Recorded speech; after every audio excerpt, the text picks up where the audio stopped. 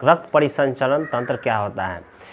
उपयोगी पदार्थों को मूल स्रोत से प्रत्येक कोशिका तक पहुंचाना और हानिकारक और अपशिष्ट पदार्थों को कोशिका से निकालकर बाहर यानी गंतव्य स्थान तक पहुंचाने की क्रिया को परिसंचरण कहते हैं। और यह किसके माध्यम से होता है? रक्त के माध्यम से होता है। हमारे शरीर में बंद रक्त परिसंचरण तंत्र है और बंद रक्त परिसंचरण तंत्र के लिए ये नली का यूज होता है। नली का उपयोग करते हुए रक्त जो है उपयोगी पदार्थों को मूल स्रोत से कोशिका तक पहुंचाता है और वहां से अपशिष्ट और नाइट्रोजनी पदार्थों को निकालकर शरीर के बाहर करता है। इसी को कहते हैं परिसंचरण, यानी ट्रांसपोर्टेशन का काम करता है। एक जगह से दूसरे जगह ले जाने का काम कौन करता है? रक्त करता है।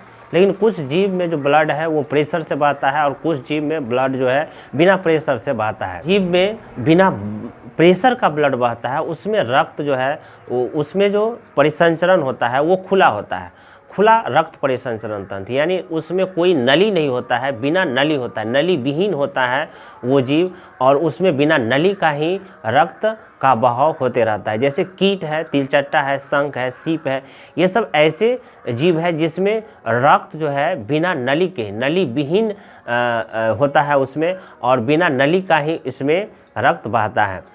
खुला परिसंचरण तंत्र जिस जीव में होता है उसका कंकाल जो है हड्डी वो ऊपर की ओर होता है और उसमें नली नहीं होता है। जैसे आप घोंघा है, घोंघा कंकाल ऊपर में रहता है, तो इस तरह से घोंघा है, कीट है, जितना भी कीट हो गया ये सब क्या हो गया? इसमें खुला रक्त परिसंचरण तंत्र है, इसमें रक्त जो है खुला बहते रहता है, इसमें नली का यूज नहीं होता है। बंद रक्त परिसंचरण तंत्र के लिए नली का होना जरूरी है क्योंकि इसमें जो ब्लड है वो प्रेशर से बहता है, 120 mmHg के प्रेशर से ये बहता है।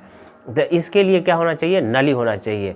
और ये नली दो तरह का होता है, धमनी और सीरा। धमनी में शुद्ध रक्त बहता है और सीरा में अशुद्ध रक्त बहता है।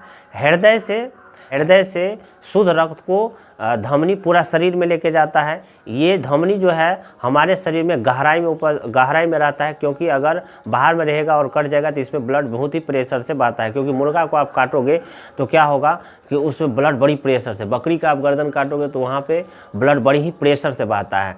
नहीं तो क्या होगा कि इसलिए सीरा को क्या किया जाता है ऊपर, उसमें ब्लड 80 mmHg से ही बहता है। ब्लड का प्रेशर थोड़ा कम रहता है इसलिए ये ऊपर में रहता है। इसमें धमनी में कपाट नहीं होता है, कपाट नहीं होता है क्योंकि एक बार खून को धकेल दिया ना 120 से तो फिर वापस नहीं, बहुत ही प्रेशर से धकेल दिया जाता है। लेकिन सीरा में ब्लड 80 mmHg से आता है तो क्या हो जाए, कहीं खून रुक न जाए, कहीं वापस न लौट जाए, इसलिए उसमें कपाट है, उसमें कपाट रहता है। जो धमनी है उसमें शुद्ध रक्त का मतलब साफ रक्त नहीं, शुद्ध रक्त का मतलब है ऑक्सीजन सहित रक्त उसमें रहेगा, यानी ऑक्सीजन मिला हुआ रक्त धमनी में बहता है, यानी शुद्ध रक्त बहता है। और सीरा में अशुद्ध रक्त बहता है, यानी उसमें ऑक्सीजन नहीं, कार्बन डाइऑक्साइड मिला हुआ रक्त बहता है। सीरा में क्या रहता है? ये अशुद्ध खून बहता है। अब देखो अपवाद है। अपवाद क्या है? अपवाद है कि फुफ्फुस धमनी में अशुद्ध रक्त बहता है। फुफ्फुस धमनी में अशुद्ध रक्त इसलिए बहता है क्योंकि आप जानते हैं कि हृदय में रक्त 2 बार आता है। तो जब अशुद्ध रक्त आता है, अशुद्ध रक्त हमारे हृदय में आता है तो वो फुफ्फुस धमनी के द्वारा फेफड़ा में जाता है साफ होने के लिए। हृदय से फुफ्फुस में जाने वाली नली को कहेंगे फुफ्फुस धमनी, और उस धमनी में क्या जाता है? अशुद्ध रक्त जाता है। तो अशुद्ध रक्त जाता है तो जिस नली से हृदय से फेफड़ा में अशुद्ध रक्त जाता है उसको कहेंगे फुफ्फुस धमनी। और फुफ्फुस से यानी फेफड़ा से जिस नली के द्वारा हृदय में शुद्ध रक्त आता है उसको कहेंगे फुफ्फुस सीरा।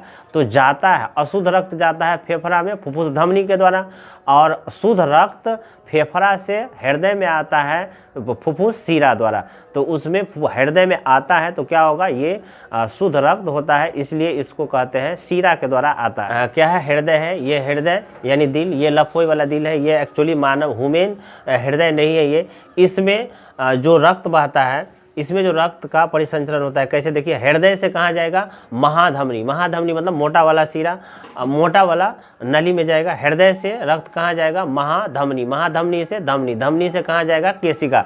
केशिका बहुत ही पतला हो जाता है, यानी धमनी मोटा, उससे कम मोटा, और उससे क्या होगा? बाल टाइप का पतला केशिका में जाता है। केशिका आप देखेंगे कि आप कहीं पर अगर खरोच लग जाएगा तो ऊपर में आपको लाल लाल दिखते रहता है, यही क्या है? केशिका। या आँख को आप देखेंगे तो लाल लाल आपको डैश नज़र आएगा केस टाइप का, तो उसको क्या कहेंगे, केशिका। और वहाँ से कार्बन डाइऑक्साइड यानी बी ऑक्सीजनित रक्त वहाँ से कहाँ आता है, शिरा में, शिरा से महाशिरा, और महाशिरा से फिर कहाँ आएगा, हृदय में। इस तरह से रक्त का परिसंचरण हमारे शरीर में होते रहता है। अगर आपको मेरा वीडियो अगर अच्छा लगे तो आप इसे लाइक करें, शेयर करें और ज़्यादा से ज़्यादा लोगों को पहुँचाएँ।